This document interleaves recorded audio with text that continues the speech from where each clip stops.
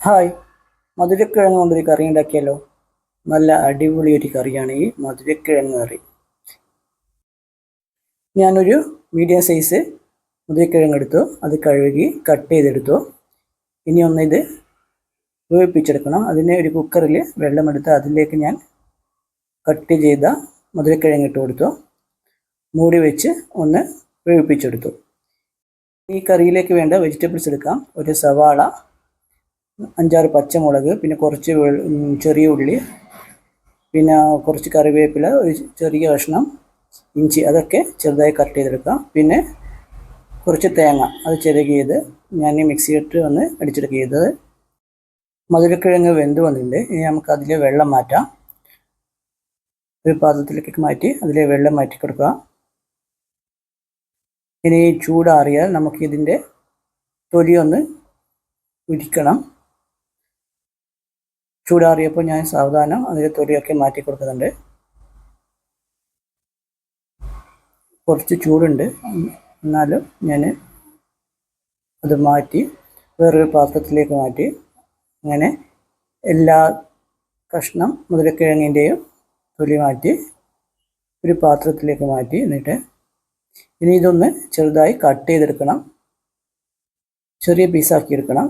അത് ഞാൻ ഒരു കത്തി കൊണ്ട് ഒന്ന് ഇങ്ങനെ കട്ട് ചെയ്തെടുത്തു.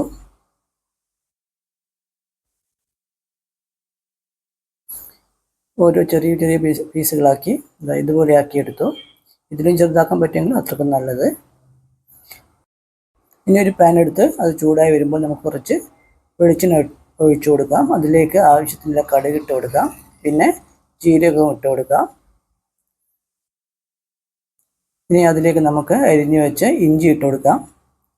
പിന്നെ കറിവേപ്പില ഇട്ട് കൊടുക്കാം. അതൊന്ന് നന്നായി ഒന്ന് ഫ്രൈ ചെയ്തെടുക്കാം. ഇതിലേക്ക് നമുക്ക് തേങ്ങ ഇട്ട് കൊടുക്കാം. തേങ്ങ ഇട്ട് കൊടുത്ത് നന്നായി ഒന്ന് ഫ്രൈ ചെയ്തെടുക്കാം. അധികം കരിഞ്ഞു പോകാണ്ട് ഒന്ന് ഫ്രൈ ചെയ്തെടുക്കണം. ഇനി അതിലേക്ക് അരിഞ്ഞു വെച്ച ചെറിയ ഉള്ളി ഇട്ട് കൊടുക്കാം. പിന്നെ സവാളയും ഇട്ട് കൊടുക്കാം. അത് നന്നായി മിക്സ് ചെയ്ത് ഫ്രൈ ചെയ്തെടുക്കാം. ഇനി നമുക്കതിലേക്ക് പച്ചമുളക് ഇട്ട് കൊടുക്കാം. പച്ചമുളക് മിക്സ് ചെയ്ത് കൊടുക്കാം. ഇതിലേക്ക് ആവശ്യത്തിനുള്ള വെള്ളം ഒഴിച്ചു കൊടുക്കാം. വെള്ളം ഒഴിച്ചു കൊടുത്ത് എല്ലാം മിക്സ് ചെയ്ത് കൊടുക്കാം. ഇനി ഇതിലേക്ക് നമുക്ക് മസാലപ്പൊടി ഇട്ട് കൊടുക്കാം. ആവശ്യത്തിനുള്ള മഞ്ഞൾപ്പൊടിയും കുറച്ച് മുളക് പൊടിയും, അതും രണ്ടും മിക്സ് ചെയ്ത് കൊടുക്കാം.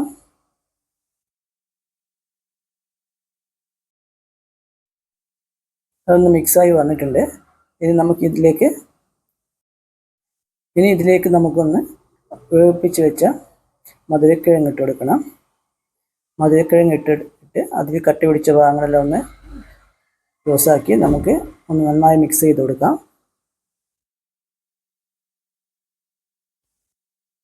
ഇനി ഇതിലേക്ക് കുറച്ചും കൂടി വെള്ളം ഒഴിച്ചു കൊടുത്ത് ഒന്നും കൂടി മിക്സ് ചെയ്യാം. പിന്നെ ആവശ്യത്തിനുള്ള ഉപ്പ് ഇട്ട് കൊടുക്കാം. ഉപ്പിട്ട് കൊടുത്ത് മിക്സ് ചെയ്ത് കൊടുക്കാം.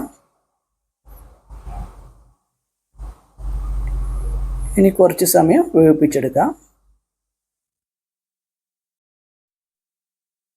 അപ്പോൾ നമ്മുടെ മധുരക്കിഴങ്ങ് കറി റെഡിയായിട്ടുണ്ട്. ഇത് നല്ല ടേസ്റ്റാണ്. നമ്മുടെ മത്തങ്ങക്കറിയൊക്കെ വെച്ചാൽ അതിൻ്റെ ടേസ്റ്റാണ് ഇപ്പോൾ ഇതിന് കിട്ടിയത്. മോശമില്ല, അടിപൊളിയായിരുന്നു. സ്വീറ്റ് പൊട്ടാറ്റോ കറി അഥവാ മധുരക്കിഴങ്ങ് കറി.